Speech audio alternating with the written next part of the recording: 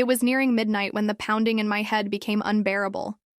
I had ignored the symptoms all day, chalked it up to fatigue, maybe a cold. But now my body trembled, drenched in sweat, and my breathing came in shallow, panicked bursts. Living alone in a rented room in a strange city was hard enough. Falling ill with no one around felt like a quiet kind of nightmare. Out of desperation, I pulled up a health app I had never used before and tapped a 24-hour helpline. The phone rang twice before a soft, clear voice answered. "Hello, this is Dr. Anjali. What symptoms are you experiencing?" Her tone was calm, composed, and oddly comforting. I explained in between coughs, dizziness, fever, nausea. She asked a few questions, then paused. "I'd prefer to examine you in person. Can you get to my home clinic? It's close. Only 10 minutes from your location." I hesitated. The idea of going to a stranger's house at this hour, even if she was a doctor, felt strange. But the pain clawing at my chest didn't leave room for doubt. "I'll come," I whispered. 15 minutes later, I was standing in front of a modest, well-lit house tucked away in a quiet lane. The porch light flicked on as the door opened, revealing a woman in her late 30s, simple cotton kurta, stethoscope draped casually around her neck. Her features were sharp but kind, eyes curious yet warm. "You must be Ravi," she said, stepping aside. "Come in." Inside, the air smelled faintly of eucalyptus and cinnamon. Books lined the walls, and a ginger cat watched me from the sofa. She guided me to a cushioned chair, checked my vitals, examined me swiftly yet gently. "Your fever's high, but your chest is clear. It looks like a viral infection. I'll give you something to bring the fever down," she said, moving with practiced ease. As she handed me a glass of warm turmeric milk, I felt a strange peace settle over me, something I hadn't felt in weeks. "You shouldn't go back tonight," she said suddenly, her voice quiet. "You're too weak. I have a guest room. Stay. I'll check on you in the morning." I blinked. "Are you sure?" "I wouldn't offer if I wasn't," she replied with a small smile. Something about the way she said it made me feel safe. I nodded, too tired to argue, and followed her to a small, tidy room with a soft bed. As she left, she added, "If you need anything, I'm just down the hall." Lying there, I stared at the ceiling, fever still dancing in my veins, but now with an odd flicker of happiness inside me. A stranger had shown me unexpected kindness, and for the first time in a long while, I didn't feel completely alone.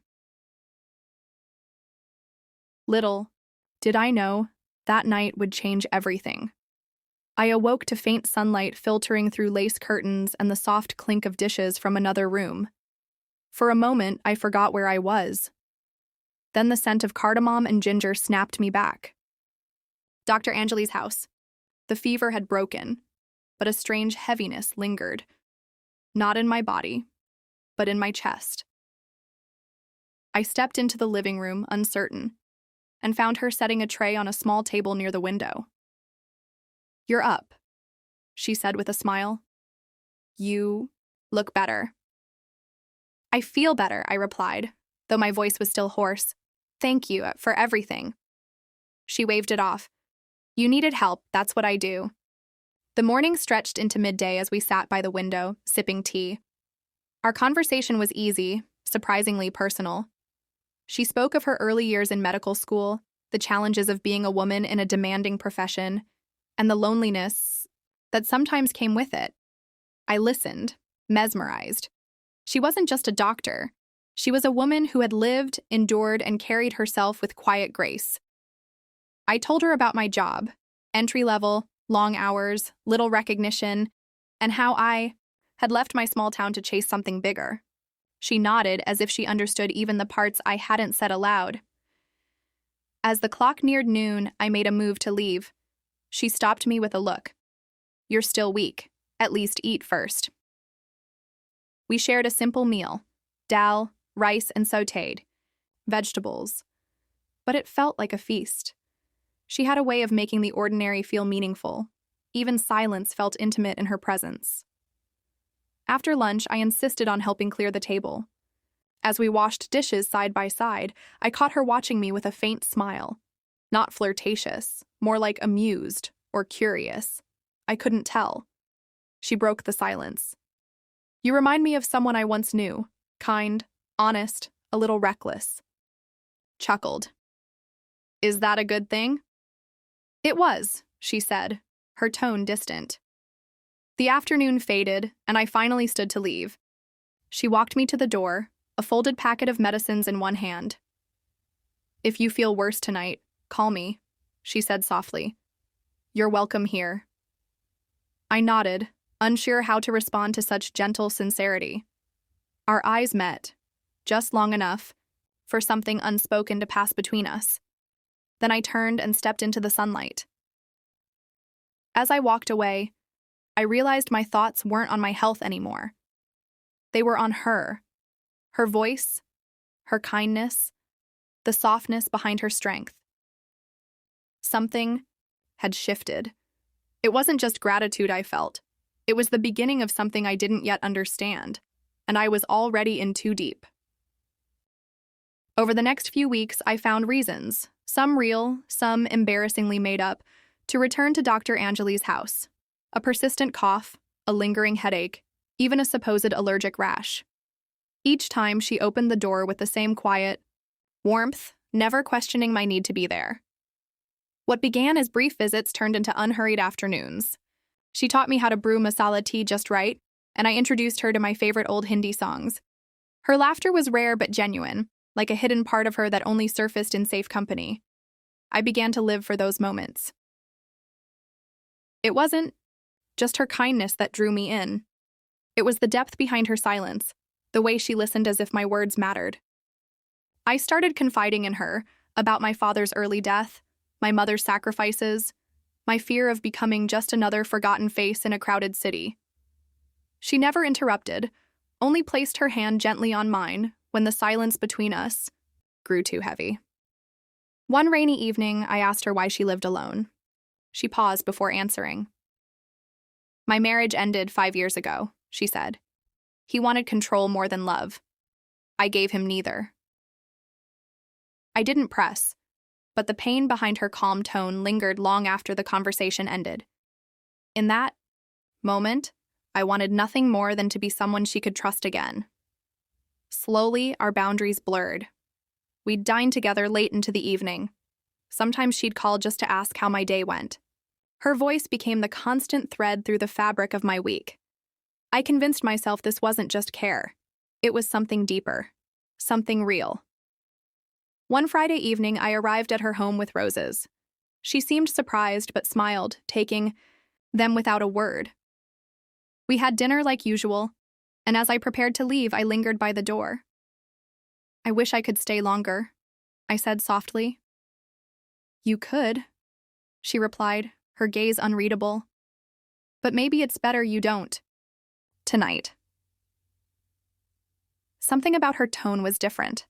I left with a knot in my chest. The next day, I came by unannounced with pastries. But when the door opened, it wasn't her who greeted me. It was a tall, confident man with an easy smirk and familiarity in his eyes. I'm looking for Anjali, I said. She's inside, he replied. I'll let her know. A moment. Later, she appeared behind him. Ravi, she said, voice clipped. I didn't expect you today. The light in her eyes had dimmed. Her warmth, which once wrapped around me like a blanket, was gone. This is Vikram, she added quickly. An old friend. Old friend. The words echoed in my ears as I forced a smile and handed her the box. As I walked away that evening, something inside me cracked. I didn't know it yet, but the story I thought we were writing together was about to take a very different turn. The days that followed were strangely quiet. Anjali didn't call. No short texts, no casual invitations. The silence pressed against my chest like a weight I couldn't shake off. I told myself it was nothing, that Vikram truly was just an old friend. But that evening's distant tone, the flicker of discomfort in her eyes, said otherwise. Something had shifted, and I was no longer certain where I stood. Unable to bear the ambiguity, I returned to her home a week later. This time, I knocked. Not as a patient, but as someone seeking answers. The door opened slowly. She looked surprised, tired, and somehow older. "Ravi," she said, stepping aside. "I wasn't expecting you." "I needed to talk," I said. We sat in the living room, the air between us heavy with unspoken truths. She poured tea but didn't meet my eyes. I finally spoke. "Is Vikram your partner?" Her hands trembled slightly as she placed the cup down. "He was," she admitted. "And maybe he is again." I felt the ground beneath me tilt. I paused, the words catching in my throat. "I thought we had something." She sighed, as if releasing a truth she'd tried hard to bury.